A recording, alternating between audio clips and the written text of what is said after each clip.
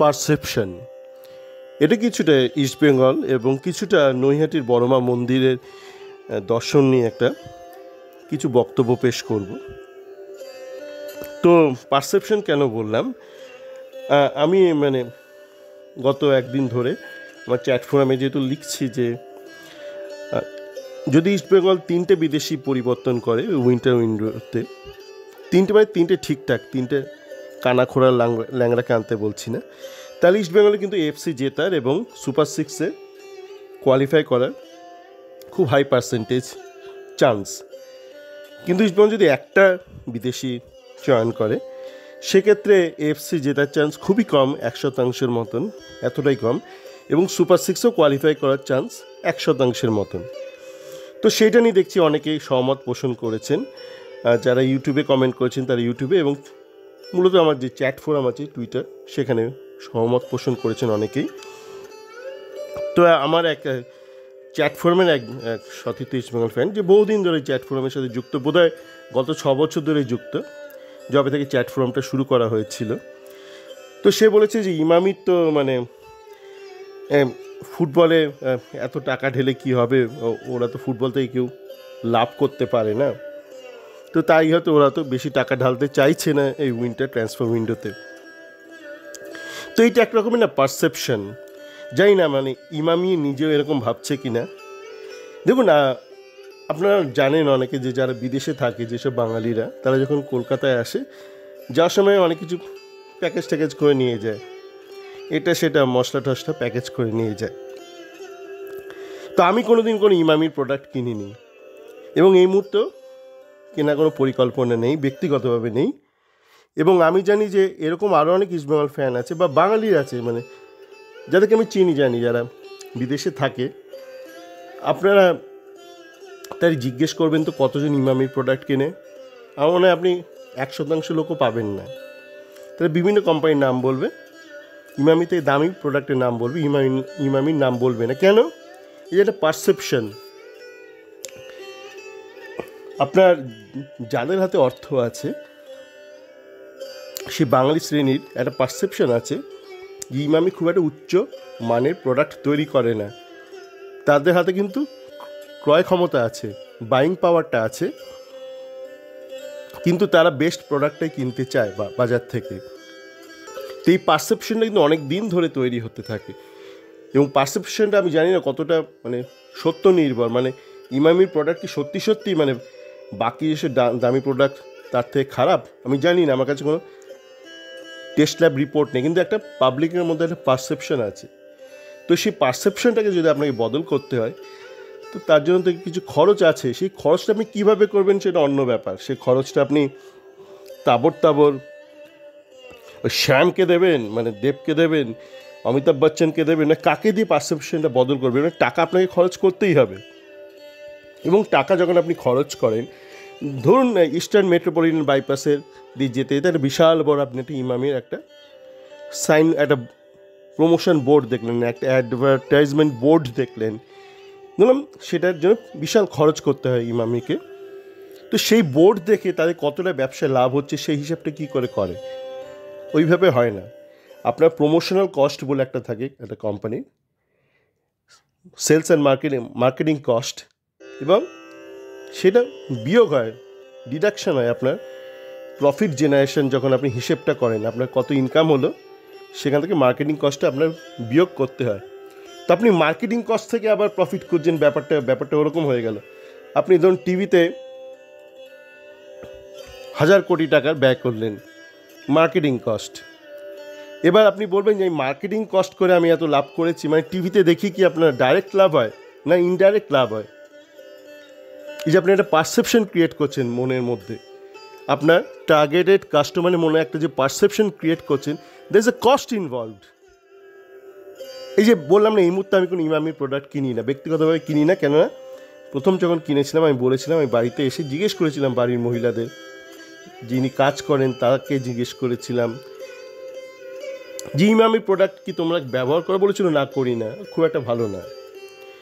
তা আমি জানি না, ওই যে বললাম একটা পারসেপশন রয়েছে মানুষের মনে, সত্যি কি ভালো না, নাকি একটা ওই মনে একটা গেঁথে গেছে। তো এই আপনাকে পারসেপশনটা বদল করতে গেলে কিন্তু সমস্ত ব্যাপারে আপনাকে খরচ করতে হবে। এবার আপনি ঠিক করুন আপনি দেবকে টাকা দেবেন, জিতকে টাকা দেবেন, অমিতাভকে টাকা দেবেন, না ইস্টবেঙ্গলকে টাকাটা দেবেন। আর যত কার্পণ্য দেখব তত বুঝবো যে না, এদের সত্যি একটু টাকার টান আছে, এবং সেটা হয়তো এদের যে প্রোডাক্ট তাতেও হয়তো প্রতিফলিত হয়। এই পারসেপশনটা নিয়ে এবার বড়মাতে আসি। বড়মা নিয়ে আমি আগে বড়মার মন্দিরের কথা খুব একটা শুনিনি, তো বেশ বিগত কয়েক বছর ধরে দেখছি কোনো ইস্টবেঙ্গল মোহনবাগান ম্যাচের আগে ইস্টবেঙ্গল ফ্যানরা হঠাৎ করে বলে বড়মাতে যাচ্ছি, এসে একটা ছবি দিয়ে দেয় বড়মার মন্দিরে। তাই বাইরে থেকে দেখি তো বিদেশে বসে দেখি, তো বুঝতে পারি না ঠিক কী হচ্ছে। তো লোকে ছবিটা পোস্ট করে, শেয়ার করে সোশ্যাল মিডিয়ায়, বড়মার কাছে এই পুজো দিয়ে এলাম, ইস্টবেঙ্গল যেতে ভালো হয়। কিন্তু আমি মানে একটু অবাক হয়ে যাই যে আমি তো ছোটোবেলায় কখনো শুনিনি বড়মার মন্দির ব্যাপারটা কি। তো আজকে গিয়েছিলাম নৈহাটিতে বড়মার মন্দিরে, মোট 4.5 ঘন্টা লাইনে দাঁড়িয়েছিলাম। মোট টোটাল মানে দাঁড়ানো থেকে মন্দির থেকে বেরোনো 5 ঘন্টার মতন লাগলো। আমি বলবো না আমার কীরকম লেগেছে, আমি শুধু আমার কিছু অবজারভেশন শেয়ার করছি, কিছু পারসেপশন শেয়ার করছি। প্রথমত আমি দেখলাম লাইনে কিন্তু কলকাতার অনেক দূর দূর প্রান্ত থেকে লোকজন এসেছে। আমার সামনে একজন দাঁড়িয়েছিলেন, উনি বেশ গোটা ভারত জুড়ে ঘুরে বেড়ান, উনি এবং ওনার স্ত্রী। কেদারনাথ থেকে হরিদ্বার থেকে শুরু করে বারংবার গেছেন। তো উনি টালিগঞ্জ থেকে এসছেন, প্রায় 4 ঘন্টা 4.5 ঘন্টার গল্প হলো, যা হয় মানে লাইনে দাঁড়ালে। তো উনি বলছেন উনিও আগে জানেন, শুনেননি বড়মার কথা, বলছেন হয়তো ইউটিউব থেকে ব্যাপারটা ততটা হাইলাইটেড হয়েছে।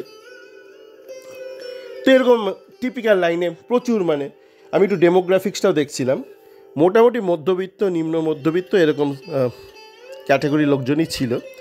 উচ্চ মধ্যবিত্ত কম ছিল, খুবই কম ছিল। একদম ধনী, সুপার ধনী টাইপ প্রায় ছিলই না। এবং যেরকম হয় মন্দিরের আশপাশে অনেক ফুলের ডালা নিয়ে বসে আছে লোকজন, এবং লাইনটা ওই মেন রোড থেকে শুরু হয়ে তারপর টার্ন ফার নিয়ে ওই নদীর ঘাট ফাট পেরিয়ে একটা পার্ক আছে, অনেক দূর অবধি চলে গিয়েছিল। জানি না কতটা, বোধহয় 1 কিলোমিটার হবে, কিন্তু কেউ বলছে 1.5 কিলোমিটার, কেউ বলছে 2 কিলোমিটার, কেউ বলছে 3 কিলোমিটার। আমার ধারণা ওটা 1 কিলোমিটার বেশি নয়, কিন্তু যা হয় মানে লাইন আস্তে আস্তে এগোলে লোকের মনে একটা দূরত্ব চলে আসে। আর মূলত যাদের হাঁটার অভ্যাস নেই তারা 1 কিলোমিটারকে 3 কিলোমিটার করে দেয়। আমার মনে হয় এটা 1 কিলোমিটার বেশি নয়, কমও হতে পারে। কিন্তু টাইমটা সত্যি মানে দাঁড়িয়েছিলাম দুপুর 1টা নাগাদ, 1:10 নাগাদ, আর মন্দির থেকে বেরিয়েছি সন্ধ্যে 6টা নাগাদ। তো তারপর আমি জানতে পারলাম বড়মার মানে ইতিহাসটা বড়মার মন্দিরের। তো নৈহাটিতে একটা কালী পুজো বহুদিন ধরে হয়ে আসছে, খুব পপুলার কালী পুজো। যেমন দুর্গা পুজো হয় না, মানে কলকাতাতে দুর্গা পুজো হয়, যেমন আপনার কলেজ স্কোয়ার, পার্ক সার্কাস, বহুদিনের প্রতিষ্ঠিত প্রচারিত দুর্গা পুজো। তো সেরকমই এর নৈহাটির বড়মার কালী পুজোটা খুব জনপ্রিয় এবং বহুদিন ধরে প্রচলিত। যদি আমি ব্যক্তিগতভাবে যাইনি, হয়তো মানে কলকাতা খুব বেশি লোক যায়ও না নৈহাটির ওই বড়মার কালী পুজো দেখতে। কিন্তু কী হয়েছে, 2 বছর আগে এই যারা মানে ওই বড়মার কালী পুজোটা করে তারাই ঠিক করে একটা মন্দির প্রতিষ্ঠা করবে। তো ওটা শোনার পরে আমি বুঝলাম কেন ছোটোবেলা আমি নামটা শুনিনি, তখন মন্দিরটা তো ছিলই না, তখন 2 বছর আগে প্রতিষ্ঠিত হয়েছে। এবং মন্দিরে কিছু ভালো ব্যাপার হচ্ছে, এখানে কোনো স্পেশাল লাইন বা ভিআইপি লাইনে, আপনাকে জেনারেল লাইনে দাঁড়াতে হবে, কোনো পান্ডা নেই। আর মন্দিরের যে কনস্ট্রাকশানটা সেটা আপনারা গেলে বুঝতে পারবেন। আপাত দৃষ্টিতে মনে হবে একটা ওই ইন্ডিপেন্ডেন্ট অ্যাপার্টমেন্ট হাউস হয়, তার নিচে হয়তো একটা বড় গ্যারেজ টাইপ, ওরকম কনস্ট্রাকশানটা বলছি, ভেতরের যে কনস্ট্রাকশনটা ওরকম মনে হচ্ছে একটা বড় একটা গাড়ির গ্যারাজ, সেটাতে হঠাৎ করে এটাকে মন্দিরে রূপান্তরিত করা হয়েছে। একটা সেকশন মন্দির, আর একটা সেকশনে ওই পাবলিক ইউএন মতন মানে জিগজ্যাগ করে রেলিংয়ে দাঁড়িয়ে আছে। এবং যে হলঘরটায় বড়মার মূর্তি রয়েছে সেখানে মানে ঠিকঠাক করে লাইন ম্যানেজমেন্ট হচ্ছে না বা পাবলিক ম্যানেজমেন্ট হচ্ছে না, মানে সেখানে কোনো লাইনই নেই, মানে একটা জাস্ট মাস্কে ডিল করা হচ্ছে। তো সেই জন্য একটা বটলনেক তৈরি হচ্ছে। ওখানে অনেক উন্নতির অবকাশ রয়েছে যারা ক্রাউড ম্যানেজ করছে মন্দির কর্তৃপক্ষের। তো এখানেও একটা পারসেপশনের ব্যাপার আছে। এই যে ধরুন একটা বড়মার মন্দির, যেটা 2 বছর আগেও যার অস্তিত্ব ছিল না, সেই বড়মার মন্দিরে এখন কিন্তু এই 5 ঘন্টার লাইন রয়েছে। আমি শুনছিলাম যারা সকাল 10টায় লাইন দিয়েছে তারা ওই বিকেল 3টের আগে দর্শন করতে পারিনি, মানে 5 ঘন্টার মতন লাইন। এবং আমি জিজ্ঞেস করছিলাম রাস্তায় হাঁটতে হাঁটতে যে রোজই কি এরকম ভিড় হচ্ছে? বলছে হ্যাঁ, মোটামুটি এরকম হচ্ছে ভিড়। এই যে একটা পারসেপশন ক্রিয়েট হয়েছে লোকের মধ্যে যে এইটা বহুদিনের প্রতিষ্ঠিত মন্দির, যদিও সত্যতা হচ্ছে বা ঘটনা হচ্ছে এটা জাস্ট 2 বছরই পুরনো। এরকম পারসেপশন কিন্তু আমাদের জীবনের প্রতিটা ক্ষেত্রেই প্রযোজ্য। ইস্টবেঙ্গলের ক্ষেত্রে, ইমামির ক্ষেত্রে ভীষণই প্রযোজ্য। আর ওই যে একটা বিদেশি বলতে হবে, এটা কি বলুন তো? যদি সত্যি আপনি বদল করতে চান, একটা বিদেশি করবেন না, করলে ন্যূনতম 2টো করুন, তাহলেও একটা চান্স থাকে ইস্টবেঙ্গল সুপার 6-এ যাওয়ার এবং এফসিতে কিছু করার, কিছু একটা চান্স থাকে। একটা করে শুধু শুধু পয়সা নষ্ট হবে। যদি একটাই করতে হয়, আমি বলবো একটাও বিদেশি বদলের প্রয়োজন নেই। মঞ্চ মানে অনেক ইস্টবেঙ্গল ফ্যান যারা বিষ্ণুর পরিবর্তন চাইছে, যারা ইস্টবেঙ্গল ভোগে গেল, যাদের কিছু এসে যায় না, ইস্টবেঙ্গল মায়ের ভোগে গেল, যেই মাই বলুন, সেই মায়ের ভোগে গেল, যাদের কিচ্ছু এসে যায় না, যাদের শুধু এসে যায় বিষ্ণু 1 বছর আগে এক্সটেনশন পেলো কি না, বা 1.5 বছর আগে এক্সটেনশনটা পেলো কি না, তাদেরকে অন্তত আপনি খুশিটা করে দিন। ইস্টবেঙ্গলে তো এই তাহলে কোনো চান্স থাকছে না। যদি আপনি একটা বিদেশি পরিবর্তন করেন, ইস্টবেঙ্গলে কোনোই চান্স থাকছে না এই সিজনে। সেক্ষেত্রে আমি বলবো বিদেশি পরিবর্তনের দরকার নেই। আপনি এই মনে, এদের মনে একটা পারসেপশন দিয়ে দিন, যদিও সেটা ভুলভাল পারসেপশন হবে ফ্যানদের মনে। বিষ্ণুকে এক্সটেনশন দিলে তবুও কিছু তো একটা, কেউ তো একটা আনন্দ পাবে। কেউ কোনো একটা ক্যান্সার পেশেন্ট মরে যাওয়ার আগে কিছু একটা আনন্দ পাবে, ওরকম কিছু একটা আনন্দ পাবে সে। তো আপনি সেটাই করুন, মানে বিষ্ণুকে একটা এক্সটেনশন দিয়ে দিন বরং। একটা বিদেশিও আনার দরকার না। আর যদি আনতেই হয় অন্তত 2টো। আর যদি আপনি সত্যি সত্যি মানে পাবলিকের মনে একটা পারসেপশন তৈরি করতে চান যে না, আপনি কিন্তু দ্বিতীয় হতে আসেননি বাজারে, যে কোনো ব্যাপারে, সে আপনার তেলের ব্যাপারে হোক, মশলার ব্যাপারে হোক, ফুটবলের ব্যাপারে হোক, আপনি দ্বিতীয় তৃতীয় হতে আসেনি, তাহলে কিন্তু আপনাকে একটু খরচ করতেই হবে। নয়তো ওই যে বললাম যে এলিট শ্রেণীর বাঙালি বা যাদের হাতে একটু অর্থ আছে, তারা কিন্তু আপনার প্রোডাক্ট কিনবে না। আর যদি তা না কেনে, আপনার প্রোডাক্টে কোনো ভরসা নেই, মানে ভবিষ্যৎ নেই। যেমন আমার পরিচিত এক আত্মীয় এসেছে অস্ট্রেলিয়া থেকে, বাঙালি। তো সে একটা ওখানকার একটা ছেলেকে বিয়ে করেছে, শ্বেতাঙ্গ একটা ছেলেকে। তো সে এসে বাড়ি এসে পর বলছে এরপর একটু গড়িয়াহাট যাও। আমি বলি গড়িয়াহাট কেন? তার দক্ষিণাপন যাও, মানে দক্ষিণাপনে ভালো কোয়ালিটি জিনিসপত্র পাবে। বলছে না, একটু গড়িয়াহাটের একটু একটু দেখাবো ওকে, মানে হ্যাঁ দেখাতেই পারো। এককালে গড়িয়াহাটেরও বেশ ভালো একটা স্ট্যাটাস ছিল। আমি নিজে মুনমুন সেনকে দেখেছি ওখানে বাজার করতে, এবং তখন যখন এদের স্ট্যাটাসটা ছিল গড়িয়াহাটের বাজারে, বাংলার সমস্ত হিরো হিরোইন কিন্তু সেখানেই যেত, মল কালচারের আগে নিউ মার্কেটেও যেত সমস্ত এলিট শ্রেণীর বাঙালি যাদের হাতে অর্থ আছে। এখন তারা কিন্তু যায় না, সব যায় মলে যায়। একটা পারসেপশন তৈরি হয়ে গেছে যে নিউ মার্কেট মানে ঠিক ভদ্র শ্রেণীর বাঙালির জায়গা নয়, বাজারের জায়গা নয়। তার ফলস্বরূপ কী হয়েছে, লোয়ার মিডল ক্লাস বা লোয়ার ক্লাস যারা বাংলাদেশ থেকে আসছে ভ্রমণে ভারতে, বা ইউপি বিহার থেকে আসছে, তারা যাচ্ছে নিউ মার্কেটে। তো আপনার যে ডেমোগ্রাফিক্সটা যদি ফল করতে শুরু করে, quality of demographics of your customer base, তাহলে কিন্তু আপনার প্রোডাক্টের মানও কমতে থাকবে।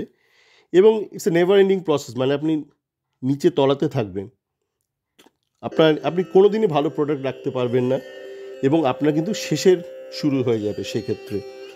আমি যেমন বললাম, জার্মানিতে যখন ছিলাম, বেশ কয়েক মাস ছিলাম কর্মসূত্রে, তো দেখেছিলাম জার্মানি যে সাধারণ দোকান, ইন্ডিপেন্ডেন্ট স্টোর্স, সেখানে কিন্তু সাধারণ পাবলিক যাচ্ছে, মানে গরিব নয়, মিডল ক্লাস যাচ্ছে।